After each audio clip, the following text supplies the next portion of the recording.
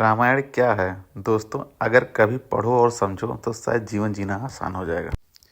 नमस्कार दोस्तों, मैं शरद मिश्रा। आप मेरे यूट्यूब चैनल ऑल हॉली प्लेसेस पे मुझे सुन पा रहे हैं।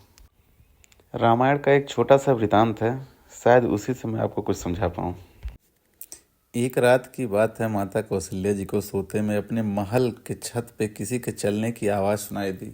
नींद खुल गई। पूछा कौन है? मालूम पड़ा सुकीर्ति जी, सबसे छोटी बहू शत्रुघ्न जी की पत्नी है। माता कौशल्या जी ने उन्हें नीचे बुलाया। श्रुतकीर्ति जी आई, चरणों में प्रणाम कर खड़ी रह गई। माता कौशल्या जी ने पूछा, श्रुति, इतनी रात को अकेले में क्या कर रही हो बेटी? क्या नींद नहीं आ रही है? शत्रुघ्न कहाँ है? कीर्ति जी की आंखें भर आई, माँ की छाती से जा चिपटी, गोद में सिमट गई। बोली, माँ, उन्हें देखे हुए 13 वर्ष हो गए। कौशल्या जी का हृदय कांप कर छटपटा गया। तो आवाज लगाई, सेवक दौड़ आए। आधी रात की पालकी तैयार हुई। आज शत्रुघ्न जी की खोज होगी। माँ चली। तो मालूम है शत्रुघ्न जी कहाँ मिले? अयोध्या जी के जिस दरबार के बाहर भरत जी नंदीग्राम में तपस्वी होकर रहते हैं, उसी दरवाजे के भीतर एक पत्थर की शिला है। उसी शिला पर अपनी बाह का तकिया बनाकर लेटे मिले। माँ सिराहने बैठ गई। बालों में हाथ फिराया तो शत्रुघ्न जी ने आंखें खोली। माँ! उठे, चरणों में गिरे। माँ, आपने क्यों कष्ट किया? मुझे बुलवा लिया होता। माँ ने कहा, शत्रुघ्न यहाँ क्यों? शत्रुघ्न जी की रुलाई फूट पड़ी। बोले, माँ, भैया राम जी पिताजी की आज्ञा से वन चले गए।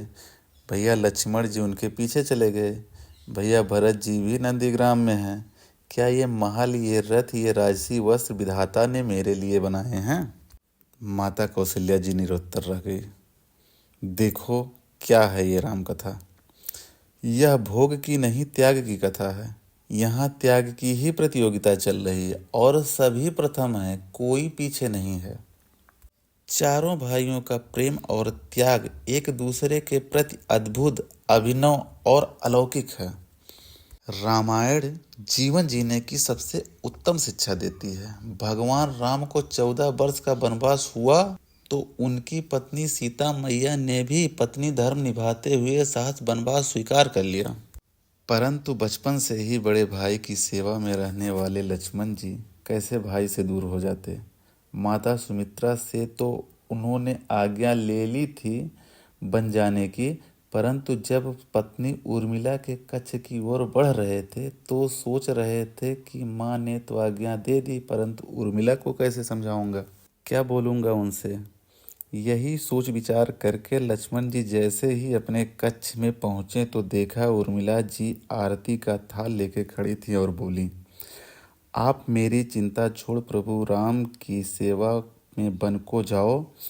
मैं आपको नहीं रोकूंगी। मेरे कारण आपकी सेवा में कोई बाधा ना आए, इसलिए साथ जाने की जिद भी नहीं कर।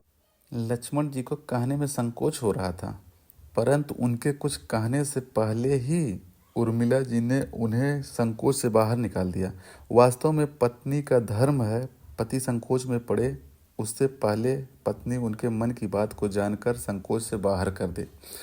लक्ष्मण जी चले गए, परंतु 14 वर्ष उर्मिला ने एक तपस्विनी की भांति कठोर तप किया। वन में प्रभु श्री राम, माता सीता की सेवा में लक्ष्मण जी भी कभी सोए नहीं, परंतु उर्मिला ने भी अपने महलों का द्वार कभी बंद नहीं किया और सारी रात जागकर उस दीपक की लौ को बुझने नहीं दिया। मेघनाथ से युद्ध करते हुए जब लक्ष्मण जी को शक्ति लग जाती है और हनुमान जी उनके लिए संजीवनी का पर्वत लेके लौट रहे होते हैं, तो बीच में जब हनुमान जी अयोध्या के ऊपर से गुजर रहे थे तो भरत जी ने उन्हें राक्षस समझकर बाण मारते हैं और हनुमान जी गिर जाते। तब हनुमान जी सारा वृतांत सुनाते हैं कि सीता जी को रावण हर ले गया, लक्ष्मण जी युद्ध में मूर्छित हो गए हैं। यह सुनते ही कौशल्या जी कहती हैं कि राम से कहना कि लक्ष्मण के बिना अयोध्या में पैर मत रखना, वन में ही रहें। माता सुमित्रा कहती हैं, राम से कहना कोई बात नहीं, अभी शत्रुघ्न मैं उसे भेज दूंगी। मेरे दोनों पुत्र राम सेवा के लिए ही तो जन्मे हैं। माताओं का प्रेम देखकर हनुमान जी की आंखों में अश्रुधारा बह रही थी। तो जब उन्होंने उर्मिला जी की ओर देखा तो सोचने लगे, यह क्यों एकदम शांत और प्रसन्न खड़ी है? क्या इन्हें अपनी पति के प्राणों की चिंता नहीं है। हनुमान जी पूछते हैं, देवी आपकी प्रसन्नता का कारण क्या है? आपके पति के प्राण संकट में हैं। सूर्य उदित होते ही सूर्य कुल का दीपक बुझ जाएगा। उर्मिला जी का उत्तर सुन तीनों लोगों का कोई भी प्राणी उनका बंधन किए बिना नहीं रह पाएगा। उर्मिला जी बोली, जिनके साथ श्री राम हैं तो मेरा दीपक संकट में नहीं है, वो बुझ ही नहीं सकता। रही सूर्योदय की बात, तो आप चाहें तो कुछ दिन और विश्राम कर लीजिए, क्योंकि आपके वहाँ पहुँचे बिना सूर्य उदित हो ही नहीं सकता। आपने कहा कि प्रभु श्री राम मेरे पति को अपनी गोद में लेकर बैठे हैं। जो योगेश्वर प्रभु श्री राम की गोदी में लेटा हो, काल उसे छू भी नहीं सकता। यह तो वो दोनों लीला कर रहे हैं। मेरे पति जब से बन गए तब से सोए नहीं हैं।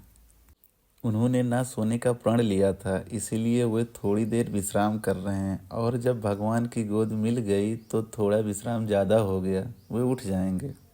और शक्ति मेरे पति को लगी ही नहीं, शक्ति तो प्रभु श्री राम जी को लगी है।